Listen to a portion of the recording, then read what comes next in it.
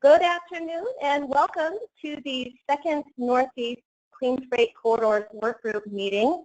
My name is Alicia Gilby and I am the Northeast Regional Director for CalSTART, a national nonprofit clean transportation organization. And I'm also the chair of the Northeast Diesel Collaborative Strategic Planning Committee.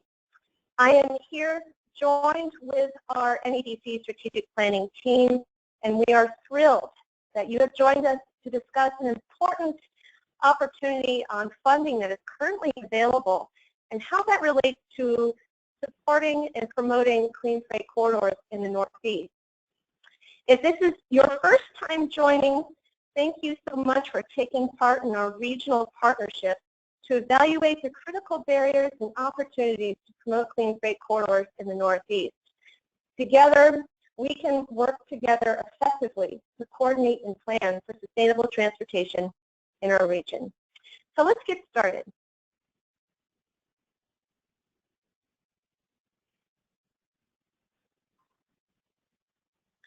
So today we're going to focus on a few very important things. First, I would like to share with you our Northeast Clean Freight Corridors Workgroup roadmap and how we plan to guide the discussion and evaluate important issues that will lead us up to our workshop in the fall. Then we're going to dive into today's topic, which is focusing on funding clean corridors. We have some great presenters that are going to share with us information about the FASTLANE and Tiger grants, as well as the EPA DERA grant. We also have a couple speakers that are going to present on some related projects as it relates to clean freight corridors. And then we want to have a really good open dialogue with the work group to really talk about how we can utilize these funding opportunities as we go forward to plan projects that will support clean freight corridors in the Northeast. You will notice if you look to the right side of your screen, I have attached 5 attachments for your convenience and for you to download and look at your leisure. First, we have a copy of the Northeast Clean Freight Corridors Workgroup roadmap. I will go over that quickly with you. I've also provided web links to the federal funding opportunities that I've mentioned. I've also included the presentations that will be made by Shira and Faye. And I've also included some DERA-funded projects that relate to freight corridors. So let's take a look at our Northeast Clean Freight Corridors Workgroup roadmap. So many of you joined us for our first workgroup kickoff meeting back in February, and that was really focused on discussing the importance of clean freight corridor coordination and why bringing all the various different stakeholders to the table is important as we think about promoting clean freight corridors across state lines. Today, and you'll see this highlighted yellow arrow, we're going to be talking about funding clean corridors. And really the purpose of this roadmap is not only to kind of show you how we're going to guide our discussion and to speak to specific issues so that we can truly understand how do we better align ourselves, how do we prioritize projects, how do we apply for funding for those projects, and then how do we create partnerships to oversee the implementation of projects that support clean freight corridors. You'll also notice that I've included some dates, and so what I would like to do, if possible, I would like to stick to the 3rd or the 4th Thursday of every month, and you'll see I've indicated the date of the month as you look at the roadmap, and we'll plan for a 2 p.m. Eastern Daylight Time time period. So we'll kind of stick to the same schedule that we have today. That will make it easier. I will also make sure that you all receive an Outlook request so that you'll be able to have that in your calendars going forward. So if you look at this roadmap, today we're going to talk about funding clean corridors. And as we lead into April, May, June, and July, we really want to understand what are the regional freight flows, understanding where there's congestion points and priority areas. We want to be able to define clean corridors, so encompassing modes, means, and lanes for state and regional freight plans. And we want to look at clean infrastructure and equipment. What exists, what works, and what do we need? And then lastly, looking at clean freight corridor planning to really help our DOTs and NCOs fold in clean and multimodal region view projects so that we can really move forward as a region to support these projects. Now, keep in mind, we might find as a work group that we might need to include a topic or even have another call focused on one of the particular topics because we didn't have enough time, and that's absolutely fine. But for now, this is kind of how we would like to guide our discussion and really help lead us to our Clean Freight Corridors workshop that will take place sometime in September or October. We're still working on the logistics of that. So going on to our presenters for today, we're going to be talking about funding clean corridors. We have two great presenters. We're going to first talk about the funding opportunities. We'll stop for a Q&A session, and then we'll have two presenters talk about projects that were also funded by these grant programs and how they relate to clean freight corridors. So first, I would like to introduce you to Shira Bergstein, who is a policy analyst under the Office of the Secretary for the U.S. Department of Transportation Federal Highway Administration. Shira kindly stepped in for Caitlin Raymond today, and we're so excited to have her. She's going to talk to us about the FASTLANE and Tiger Grant programs. Now, many of you may have participated in DOT's excellent detailed webinars on these grant programs. We're not really intending to replicate that, but really look at how we can focus the conversation on how these funding opportunities correlate with the planning and development of clean freight corridors. So, for example, we want to look at how does Tiger and FASTLANE relate to the federal highway initiatives such as the National Freight Plan, the National Coalition for Truck Parking, current or existing clean corridors like the Green Corridor, the I-5 initiative. And then we also want to look for Tiger, how could the primary criteria, environmental sustainability and quality of life, be met in the context of the above initiatives?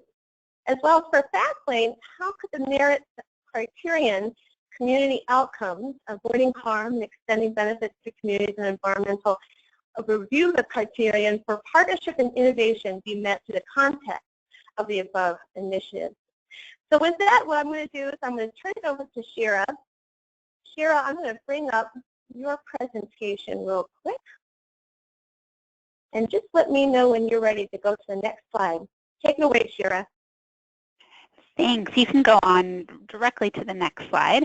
The FASTLANE Grant program, or the Fostering Advancements in Shipping and Transportation for the Long-Term Achievement of National Efficiencies, was authorized in the FAST Act, which Congress passed in December under the Nationally Significant Freight and Highway Projects Program.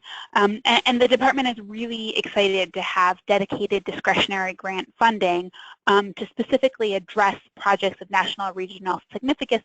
This could be bottlenecks or congestion, intermodal facilities, kind of these big, high-impact issues that are freight and highway related. The program was authorized at $4.5 billion over 5 fiscal years, including $800 million for this year. Of those, about 25% is reserved for projects located in rural areas, and 10% is for projects that don't meet our minimum project size requirements. Importantly, there is a cap on a maximum on the amount of dollars that can be spent on projects on freight rail or port projects. And so that's something that we are very mindful of as we are proceeding with the first year of the program. The minimum project size requirements are kind of the way that we are ensuring that the projects that will be funded through FASTLANE grants are these large, high-impact projects. So by and large, projects need to be $100 million or more. There are some exceptions. If a state receives a somewhat smaller apportionment, there's a percentage if it's FY15 dollars. But by and large, for a large project to be awarded, it needs to be $100 million or more. There are $76 million this year for FY16 is reserved for small projects, and these are projects that don't meet that $100 million or equivalent threshold, depending on the state in which the project is located. Next slide. So for the large projects, the minimum grant is going to be $25 million, which is actually significantly larger than the average Tiger grant that we've been giving out over the past few rounds. For small projects, the minimum award size will be $5 million. For both small and large projects, the FASTLANE grants can fund up to 60% of the cost of the project, and the project can have up to 80% total federal dollars. So other federal funds can provide kind of that 20%, and a 20% minimum cost share is required, with one notable exception, but for the most part, the projects can be maximum 80% federal. Next slide. The FAST Act lays out some specifications, some requirements that the department must determine in order to award a project. This means that the project needs to generate national or regional benefits. It needs to be cost effective. It needs to be based on preliminary engineering. It needs to be able to be reasonably expected to begin construction no later than 18 months from obligation. And these are all things that we're looking for as we're going to be receiving and evaluating applications. Small projects have a little bit of a different set of requirements. These are just considerations, and so we must consider their cost effectiveness and the effect on mobility in the state or region where the project is located. Next slide.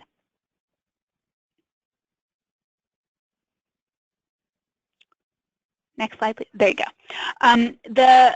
In addition to kind of the requirements that are laid out statutorily, we're going to be looking at economic outcomes, really the scale and scope of the benefits, improving efficiency, economic competitiveness that a project may provide. Its mobility outcomes, how the project improves the movement of people and goods, whether this is through state of good repair, enhancing resiliency, reducing congestion and bottlenecks. Safety outcomes, which is reducing the likelihood of crashes or fatalities or injuries, or even reducing the likelihood of high-impact events. And importantly, and this one is of particular importance to the Secretary, is looking at community outcomes. So this is looking at how and whether the project mitigates harm to communities and the environment, and extends benefits to both people and the natural environment, as well as enhancing personal mobility and accessibility. So really reducing negative effects of the existing infrastructure. This could be kind of removing some kind of barrier that physically exists, or using design improvements to enhance community access. And we also want to make sure that a project, depending on where it is in the development stage, reflects meaningful community input provided during the project development.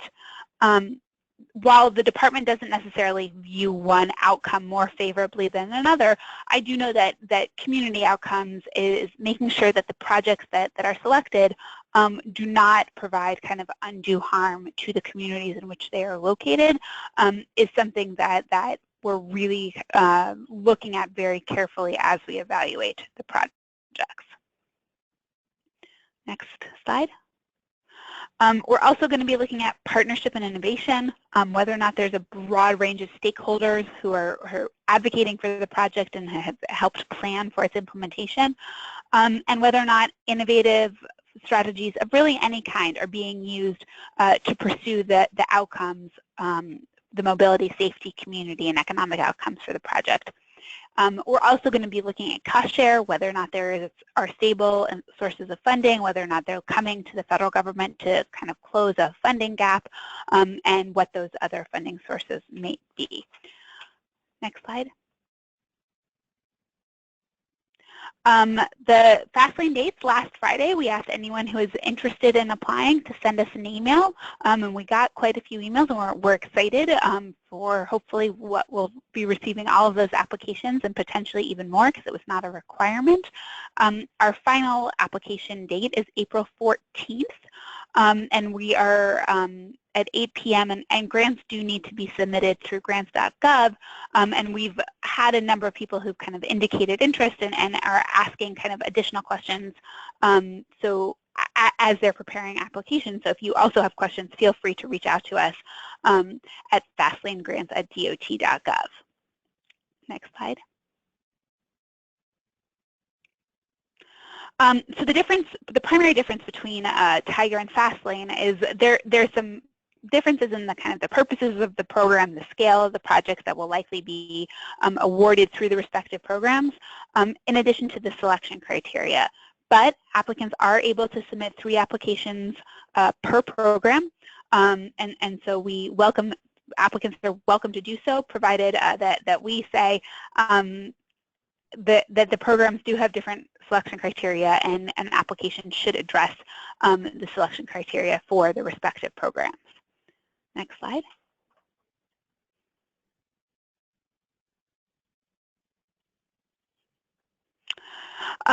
So I'm going to move on to Tiger in just a moment, but I do want to let everyone know that we do have information, a lot of FAQs, a lot of dates, and recordings of the previous webinars under the FastLane Grants website, which is transportation.gov/FastLane Grants, and there are ways to get in touch with us for specific project-related questions on the website.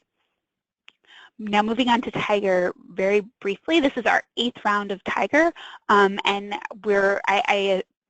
a lot of people are familiar with it. We're very excited and appreciative to have another opportunity to fund projects through the Tiger program, and we're excited to be doing it at the same time as we're kind of implementing the new FastLane Grants program. Next slide.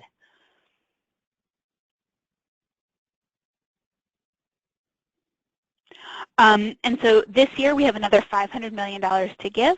You can actually just keep on going to the next slide. I'm going to try and go through these relatively quickly. This Tiger is a multimodal merit-based program, and as in the past couple of rounds, there's going to be a huge focus on transformative projects and projects that create ladders of opportunity. So these are both projects that offer some kind of quantifiable way of transforming the place in which they are located, or providing a new service, or some kind of metric through the selection criteria that somehow transforms the community, or creates ladders of opportunity, so promotes access to work, employment, removes barriers, or any other way in which the project can create opportunity for the residents and community in which the project is located. There are modal and geographic equity requirements. We have Tiger projects all over the country, and we will continue to be looking at that carefully, both the modes and geographic location through the 8th round. There is a project information form that's required for this round, or should be submitted for this round of Tiger, that's available on the Tiger website. And it can be submitted through the application at grants.gov. Over the past 7 rounds, we have been able to fund projects that are innovative, that leverage resources and funding from a number of different stakeholders. We have found projects that have partnership, people with whom we at the federal government have not previously partnered with, and people, constituents who have not partnered with each other. And I think that has been kind of a primary factor in the Tiger program success. We've been able to fund non-traditional grantees and really kind of merit-based projects that have a lot of good to offer that might not be able to receive funding through traditional financing mechanisms or kind of funding streams at the department, formula-based funding streams, I should say. Next slide.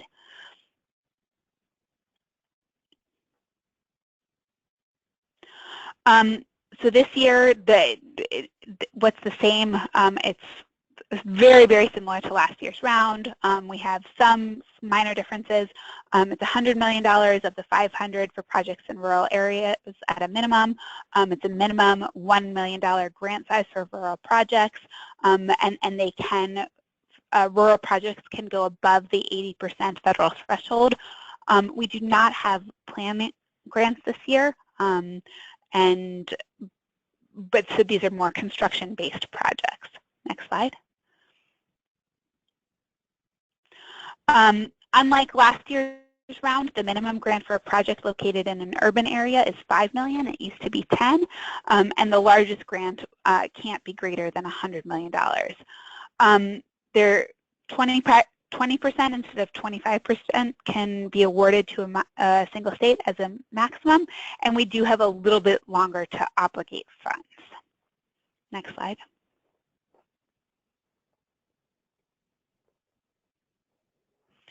Any number of public entities are eligible to apply, and these are detailed both in our Notice of Funding Opportunity as well as on the Tiger website.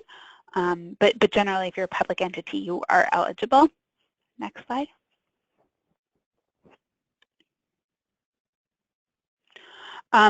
Eligible projects, again, a broad range: highway and bridge, bike ped, public transit, passenger and freight rail, port infrastructure investments, really kind of a broad modal, a diverse option under the Tiger program. Next slide. Over the 7 rounds, the projects that have competed well are those that demonstrate strength in the various selection criteria, that are difficult to fund through other means, that demonstrate strong partnership or match, and are able to proceed within the timelines allowed, as well as ones that have a clear story and that the impact of them can be very clearly presented. Next slide.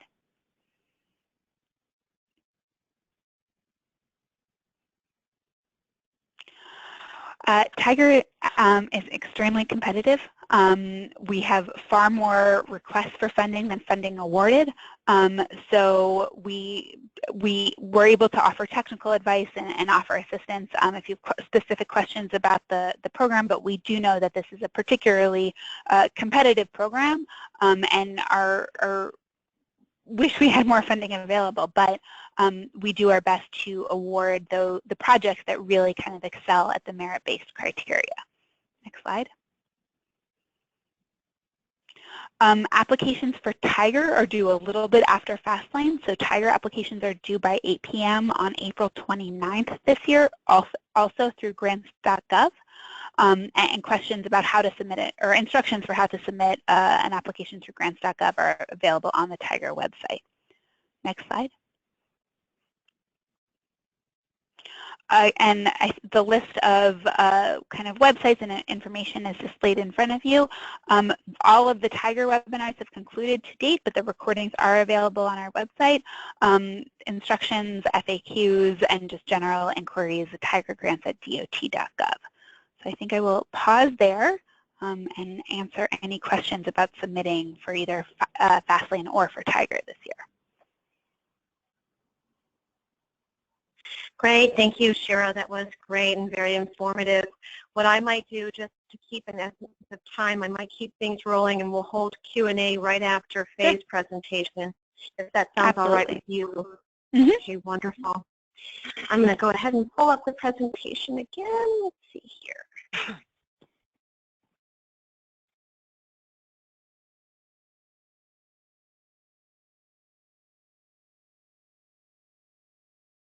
Okay.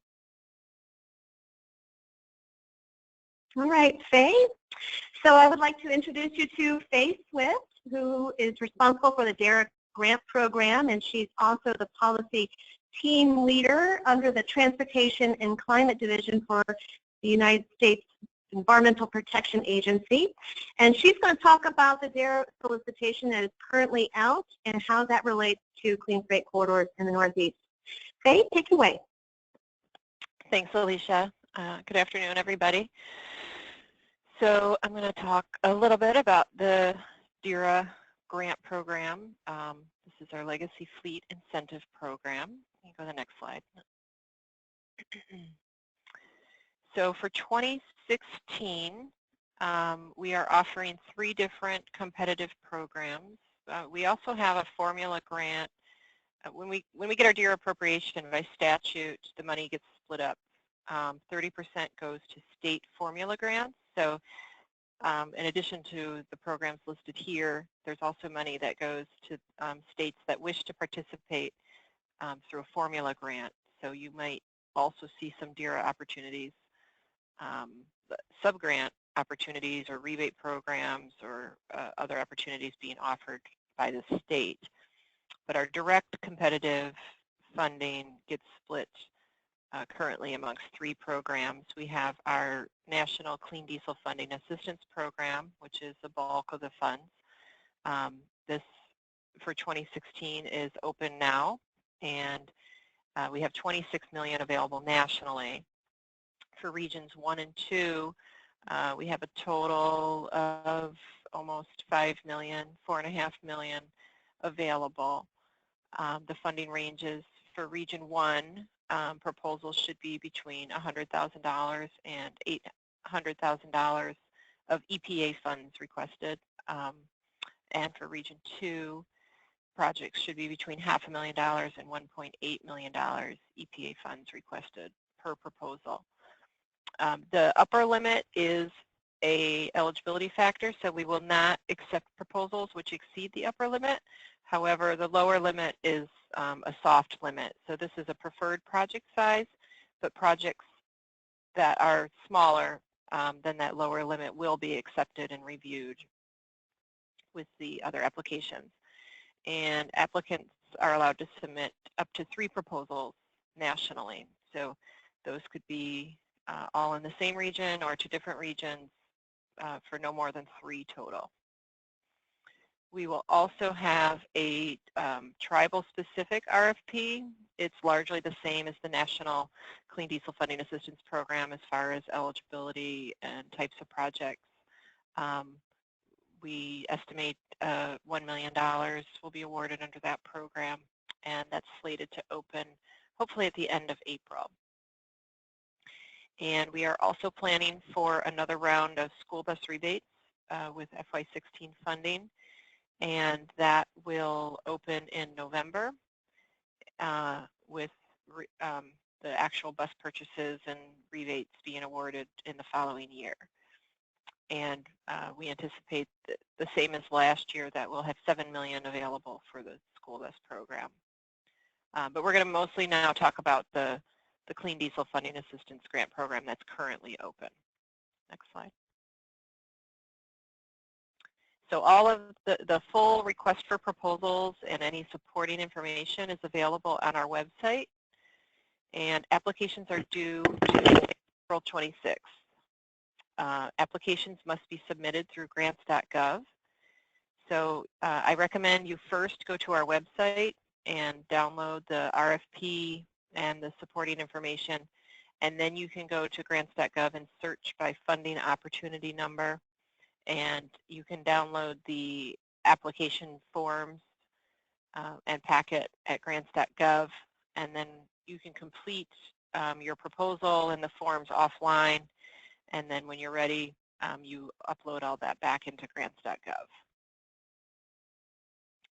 Next slide. So eligible applicants are governmental entities, and that can be regional, state, local, tribal, or port authorities. And these are governmental entities which have jurisdiction over transportation or air quality. Jurisdiction is used a little loosely in this context. So basically anyone that owns or operates diesel fleets is considered to have jurisdiction over transportation. And of course, air quality agencies or other state agencies that are involved with transportation or air quality planning would qualify. Nonprofit organizations and institutions are also eligible. They need to kind of be in the business of transportation or air quality, or provide services to people or organizations that operate diesel fleets. So this might include trade organizations or, well, there's various nonprofits that can participate. Private fleet owners and individual owner-operators are not eligible to apply directly for funds. However, private fleets are often the beneficiaries of our grants, and this is accomplished through different partnership arrangements with eligible entities. Most commonly, an eligible entity could issue a subgrant to a fleet, or they could run a rebate program to which individuals could apply. In the handouts that Alicia mentioned that are attached over on the right-hand side of the screen, there's, I think it's called DERA Northeast Freight Examples. And I've included a list of basically every Region 1 and 2 project that's been awarded since 2008. And then I also pulled projects that were identified as freight projects across the nation. And if you look at those lists, you'll be able to see the different types of organizations that have received grants in the past. And it's kind of all over the board. You're going to see state environmental agencies, regional planning organizations, councils of government, universities. The American Lung Association has received several grants, port authorities, air quality management districts.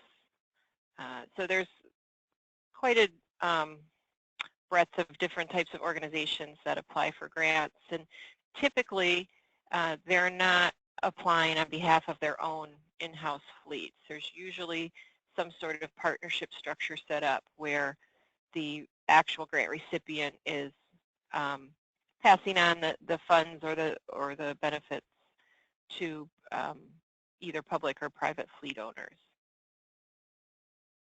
Next slide, please. So what types of vehicles are eligible to apply for funding? Basically anything that currently runs off a diesel engine, heavy-duty diesel engine. So this includes buses and school buses, Class 5 to Class 8 heavy-duty highway vehicles, and this includes drayage trucks, marine engines, locomotives, and non-road engines or equipment used in construction or cargo handling, agriculture, mining, or energy production.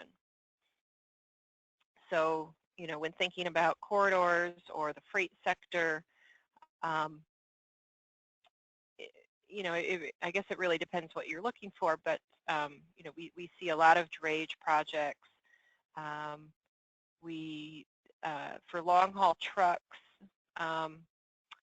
earlier on we did a lot more like anti-idling type projects for long distance fleets. In recent years, it seems like there's been more interest in truck stop electrification type projects for long-haul highway fleets as opposed to targeting the trucks themselves. In the Northeast, we've done a lot of locomotive projects, locomotive repower projects, or locomotive anti-idling projects, as well as marine repowers are very popular in the Northeast.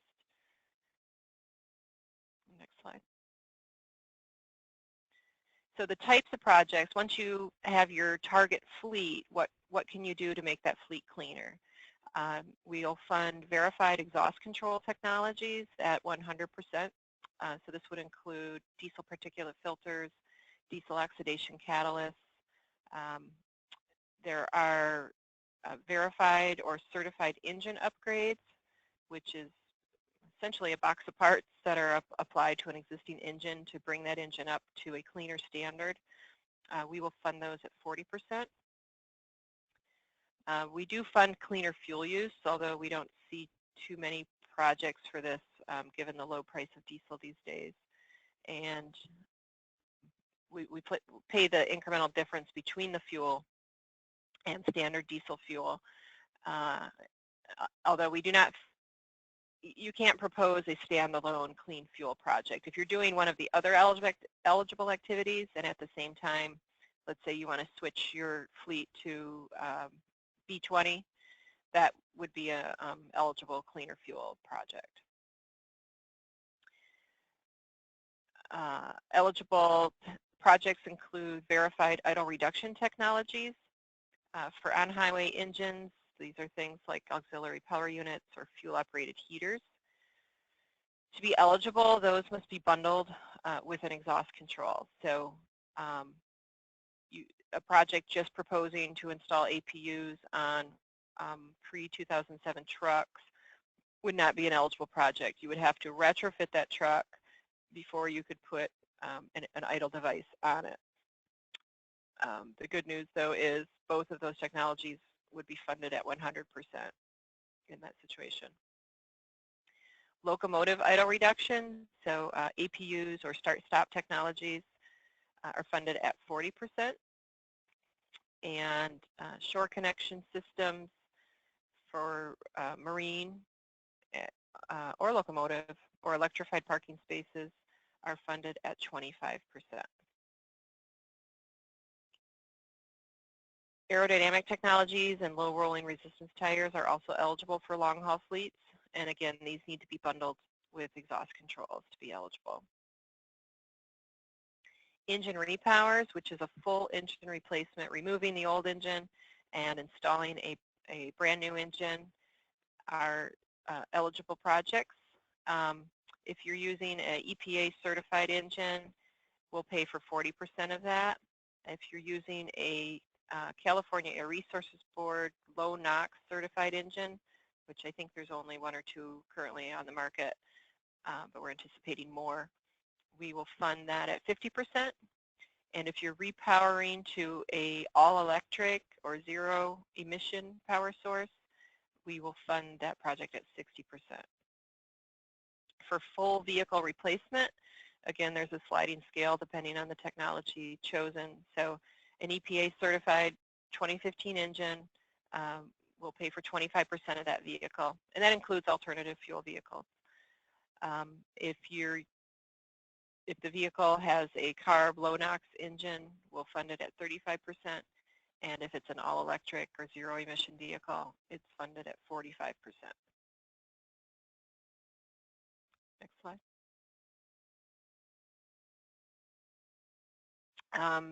Just touching on a few of our programmatic funding priorities. There are others that I did not include here, but one of our main funding priorities is areas of poor air quality. And that means projects that are located in non-attainment areas for PM 2.5 and or ozone, non-attainment or maintenance. We also recognize areas where, according to the 2011 National Scale Air Toxics Assessment data, all or part of the population is exposed to a high concentration of diesel particulate emissions. And if you go to the supporting materials for the RFP, there's a list of priority areas that identifies the different areas and why they're on the list, whether they're non-attainment for a specific standard or whether they are a high exposure area based on the NADA data. We also prioritize projects which include vehicles that are located at or service goods movement facilities such as ports, rail yards, terminals, and distribution centers. Goods movement has been a priority sector for the last 2 years, and this is because over the past 5 years there's been a large national interest and focus on ports and the effects that ports have on the surrounding communities. So recognizing that not every area has large marine ports, there's only certain parts of the country that really have those large marine ports. Our focus on goods movement is intended to address the concerns of other areas that are disproportionately affected by diesel emissions due to their proximity to goods movement facilities. Next slide. So that's all I have. I kept it pretty brief, but I'm open to taking questions. Great, Faye, thank you so much. That was very helpful, and thank you so much for sharing the list of projects funded in the last 2 years that are, certainly relate to freight corridors, and I think that's kind of a great illustration of how entities can seek DERA funding to support clean freight related projects. This is great. I would love to, spend a few minutes taking some questions from the group. I just wanted to kind of quickly mention that if you have a question, feel free to raise your hand. So if you go into your attendee box on the right side, you'll see your name and you'll see the little hand. If you want to click that, that will notify me that you have a question. So meanwhile, any questions from the group? And I see I have one here. Paul, I'm going to unmute you.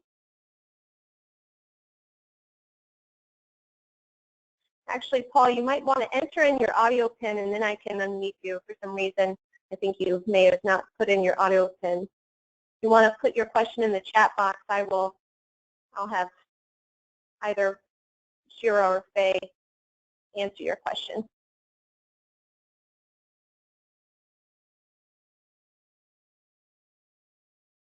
I'm just wondering, and Shira, maybe I'll start off with you. So looking at FASTLANE and looking at Tiger, and how across state lines, how a partnership might come together that wants to support, a freight efficiency improvement program or to support clean freight corridor initiatives. How does that relate to FASTLANE and the Tiger Grant program? Sure. I think in two primary ways. I think the benefit of the program for Tiger is that there can be kind of non-traditional applicants, so applicants who have not traditionally received formula programs from the department, and the groups that have come together on their own have created an idea, have been able to work with kind of an implementing body to make sure that the project gets is realistic and able to move forward, have seen success in the program, and in fact kind of through both the partnership criteria as well as the innovation criteria that speaks to both kind of the technical, are there technical aspects of the project that are innovative, or is there an way in which the project is being implemented, are criteria under both programs that we look for as part of the evaluation. So I think it's kind of there in the writing that we are looking for stakeholder groups to come together to support projects and to advance them, and we can, at least for Tiger, we can speak to their success through previous rounds. Okay, great. Thank you so much, Shira. I do have a question from Paul Motullo here. This question is regarding what infrastructure enabling alternative fuel projects would be eligible under Tiger and DERA.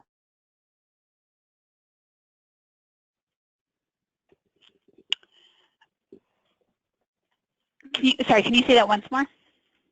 So wondering what type of infrastructure related projects would be eligible. So for example, if we're looking at EVSE, electric infrastructure, or natural gas infrastructure, what would be some eligibility requirements under Tiger, for example, to apply for a project?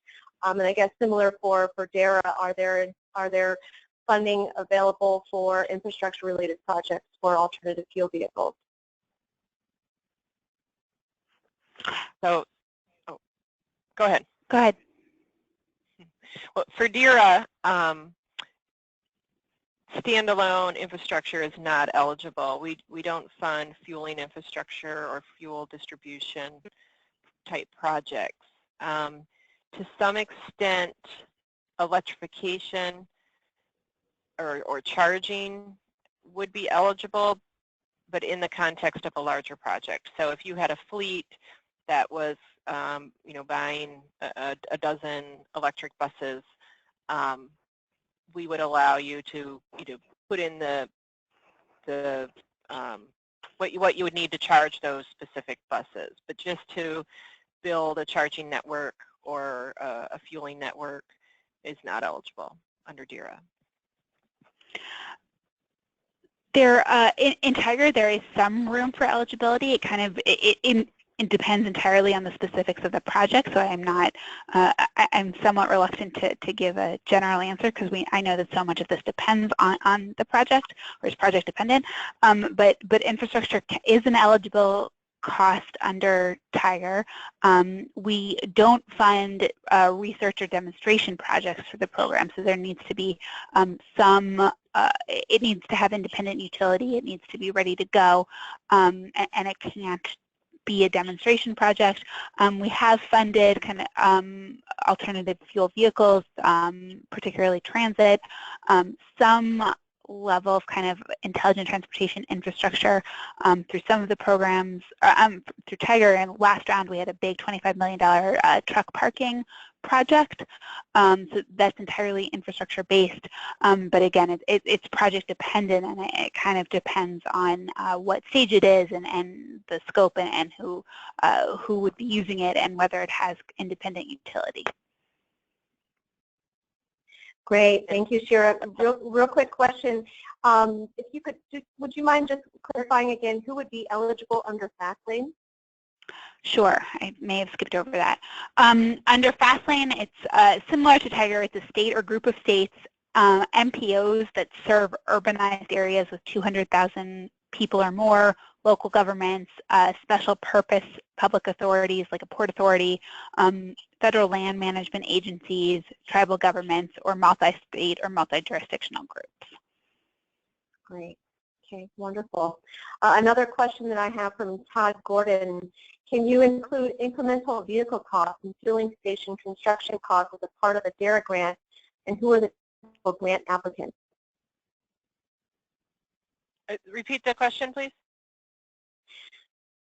Can you, I guess, in terms of DERA funding, could one request funding to cover the incremental vehicle costs of an alternative fuel vehicle, for example, and could a DERA grant support fueling station construction costs? So on the fuel question, no, we will not pay for fueling infrastructure. However, alternative fuel vehicles are eligible, and we don't really call it incremental cost, but we'll pay up to 25% of the new vehicle. So we sort of call that the incremental cost. Up to, you don't have to calculate the exact increment of, the difference between a CNG vehicle and a diesel vehicle. We'll fund the cost of any new, whether it's a 2015 diesel vehicle or a 2015 CNG vehicle, at 25% of the cost of that vehicle. Great. Thank you, Faye. Jerry, I think you're asking, and perhaps you're asking this to FASTLANE or Tiger, and feel free to clarify if I'm not catching your question correctly. Do applications require any MPO action before submittal? Depending on the project, we do look at readiness and coordination with MPOs. The projects do, most road projects do need to be on the tip and the STIP prior to obligation. So some level of coordination is required or will be necessary, and we, in kind of evaluating the readiness to proceed, we look at what level of coordination has taken place to date. Okay, great. Great. Well, thank you so much, Faye and Shira. Really appreciate your presentation and the information that you provided today. As everyone can see on the right side, we have included their presentations available in PDF format so that you can review them at your leisure. What I'm going to do now, I would like to highlight a couple projects that have been funded through Tiger and DERA that relate to clean freight corridors. So I'm going to, just because we're running out of time here and I do want to engage in further discussion, let me bring it to the next slide here. So I would like to introduce to you my friend, Captain Jeffrey Flumignan from USD Maritime Administration. He is the director of the North Atlantic Gateway Office, and he's going to talk about the Hudson Yard project. Jeff, take it away. Okay, thank you. Let's go right to the next slide. And what we're seeing here today is my theme today is I'm going to take nationwide our Maritime Administration Tiger Grant, zoom down to the northeast, and then we're going to zoom down to a single project. So on this slide here, you can see the Maritime Administration has approximately 43 Tiger grants to date, representing about $500 million in direct grant assistance to ports. It's 20 ports in 23 different states. Let's go to the next slide, please. Here in the Northeast, these are some of our projects. We've got a number of them here in the tri-state area as well as throughout New England. Next slide.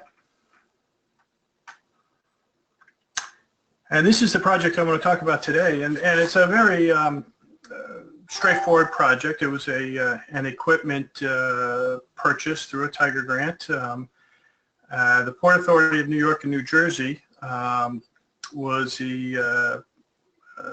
along with the City of Bayonne, were project sponsors for the South Hudson Intermodal Container Transfer Facility. That project is going to be approximately $356 million investment in the seaport, and will represent approximately 250,000 lifts per year. Let's flip to the next slide for just a second. I want to show you the overview. This is the Global Container Terminal Facility, GCT Bayonne, and right adjacent to it is the Hudson Yards, not Hudson Yards, excuse me, South Hudson Intermodal Transfer Facility. That's where it's being built there. And let's go back a slide. The Bayonne Peninsula is the only container terminal right now in the Port of New York that is on the correct side of the Bayonne Bridge, and I say that with a chuckle. You know, the Bayonne Bridge is being raised right now, and hopefully by 2017 we'll be able to get the big ships under it and be able to utilize the rest of the port. Currently, Bayonne is routinely receiving vessels on the 9,000 TEU size, and I anticipate that in the not too distant future we're going to see 12 and 13,000 TEU vessels calling regularly at the port. So this particular Tiger Grant, as I mentioned, was an equipment purchase, and it's a unique kind of container handling equipment here in the port.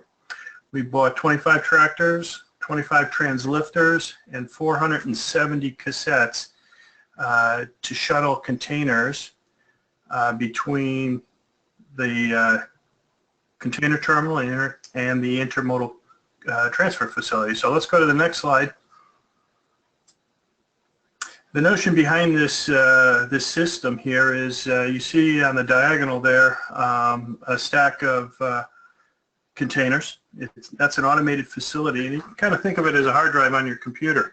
The algorithms that drive this container terminal are constantly optimizing that stack, and it's being done without any human intervention whatsoever. So at the end of the day, when the gates are closed, this stack will optimize itself for the next day's transfer of containers to trucks.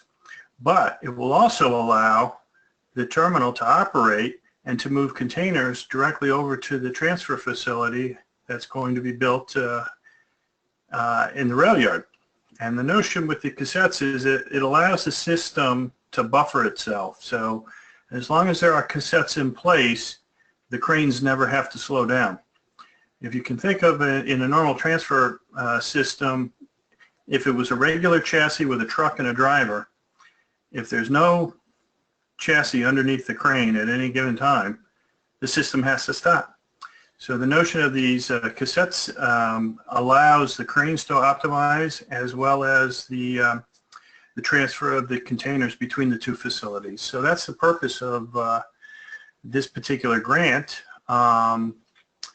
The tractors are all Tier 4, and the economies of scale that are achieved by moving containers directly to the rail facility and putting them on the rail in terms of emissions are exponential. So that's the notion behind this particular Tiger Grant, and I'm open to any questions if anybody has any. Great, thank you, Jeff. What I might do is hold off real quick. I'll pass it over to Abby to go over the Conley drayage truck replacement program for Massport, and then we'll take Q&A after that. I hope that's okay with you, Jeff. Absolutely. Okay, great, thank you so much. Thanks, Alicia. And I'm going to go super fast potentially disappointing Ian Campbell, who's the real mastermind of this project. He's on the call, I think, and I was the project officer on the grant, so I'm not going to do it justice, but we're really short on time. This is just one of several clean diesel funded clean air projects that Massport has conducted at the Boston Seaport, but it's the one that seemed most pertinent to this work group. Next slide. So the competitive DERA funding paid for about half the cost of phase 1 of this dray truck replacement project. And through this project, Massport was able to retire 20 of the oldest trucks that were regularly serving Conley and replace them with 2007 engine year or better trucks. Truckers had to demonstrate and then continue to report for 3 years after the close of the project that they do frequent the Conley terminal. So we were confident that their emissions reductions can be ascribed to and benefited by the terminal. Several other ports, including Port of New York and New Jersey, have replaced dray trucks with DERA funding. So this is actually just one example of several similar projects, but one that I think is particularly well executed.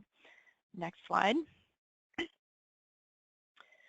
So showing you this just gives you an idea that this dovetails, this dray truck replacement project dovetails really well with Massport's Conley terminal expansion effort due to its emissions benefits and the impacts that those reductions have on the neighbors and the workers. Next slide.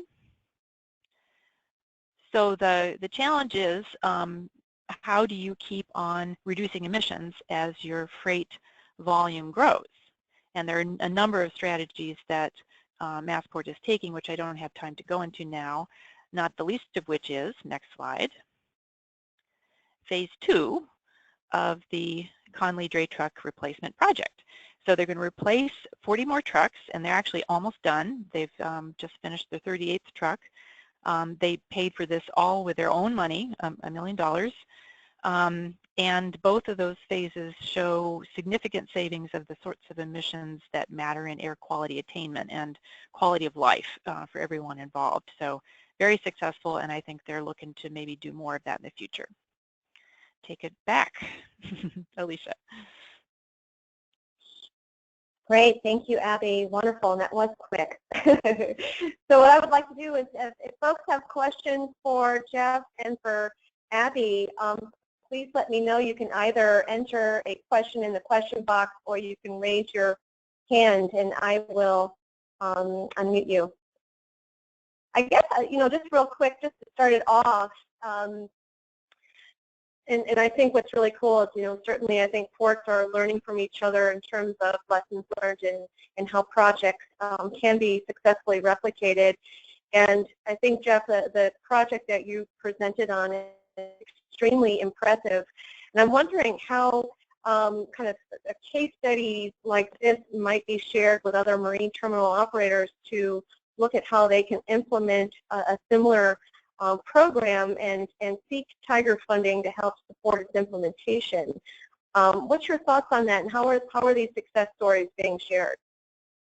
Well, that's a good question, Alicia. We have within the Strong Ports program a very robust outreach, which is an integral part of Strong Ports, and that's what the 10 gateway directors around the country do on a daily basis, is work with port directors, terminal operators to ascertain what their funding needs are, work with other stakeholders such as MPOs and state DOTs to coordinate. And then, we encourage all of our port authorities to participate in the freight grant programs, as well as with the Build America Transportation Investment Center to look at other types of financing mechanisms such as TIFIA or RIF. Great. Thank you, Jeff. I have a question from Chip Millard. Hi, Jeff. I got you unmuted. Yep, I heard that, so it's good. Thank you. Yeah, the question I have is for Jeff, and it's something I put in the chat box. I don't know if you can see that or not, but basically my question is what kind of impacts do the 9,000 TEU ships have on the roadway network near the Bayonne Marine Terminal? I know from, personally I know this, but I also, as you noted, Bayonne is located on a peninsula and obviously in a high population metro area. Does the marine terminal's proximity to Interstate 78 mitigate the surface transportation impacts? Because obviously the biggest parts of the terminal are, with Port New York, New Jersey, or Newark and Elizabeth, which are, away from that peninsula. But the bigger ships can only go to Bayonne at this point, but it's on a peninsula. So I'm just trying to get a sense of the impacts on the surface transportation side. Well, right now, there's some significant impacts. There's you'll see on a regular basis media reports of long queues. The Council on Port Performance is working very closely with the terminal operator to help minimize those truck queues going into the terminal. They're also replacing right now, and there's a kind of a confluence of infrastructure projects going on that are very close. We have the 14A interchange is being reconstructed, as well as the Bayonne Bridge, which is providing significant impacts on the peninsula as far as surface transportation go. But one thing that the terminal operator is also doing, which is kind of unique, is utilizing the marine highway system. New York Container Terminal and GCT Bayonne are both owned by the same organization, and they are footing the bill to transfer containers directly from their terminal to a barge, and on a regular basis are moving those containers over to their terminal on Staten Island so that they can have access immediately to the railhead that's on Staten Island. So they are using a variety of mitigation strategies to lower the impact on the surface transportation system, utilize other modes to benefit from that. Okay. I was just curious, where exactly is that rail terminal on Staten Island? It's a New York Container Terminal, formerly known as Howland Hook Container Terminal. Was one of the very first on-dock rail terminals in the port. It was built, I want to say, in the early 90s. And there's a lift bridge that connects Staten Island to New Jersey. And so they're moving containers straight from the terminal to the barge, off the barge onto the terminal in Staten Island, and then over to the railhead there. And they're footing the bill for it entirely to the tune of about $300,000 a year. Interesting. Yeah. Okay. Thank you for responding to my question. Yeah, and they're also, they have a partnership with the Port Authority. The South Hudson facility had been stalled for several years.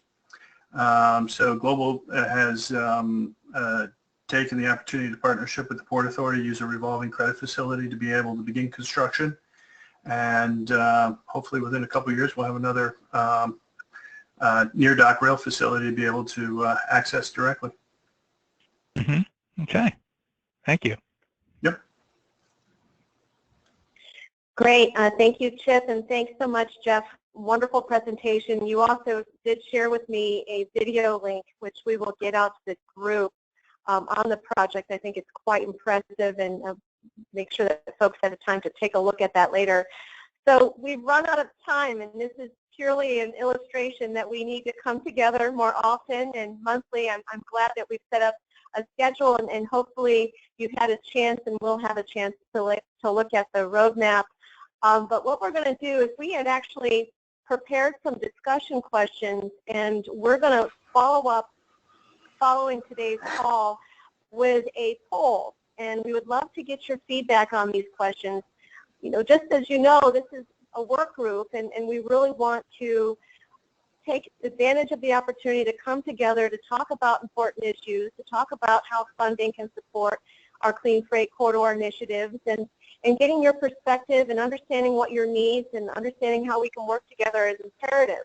So we'll follow up after today's call with a questionnaire, and if you wouldn't mind just spending a little time and sharing your feedback with us, that would be great. And then we'll be connecting with you again next month. So do look out for that invitation. We were so pleased to have all of you today, and a special thanks to our presenters and the hard work that they put into their presentations. And we look forward to speaking with you again soon. Have a wonderful day, and Talk to you on the next work group call.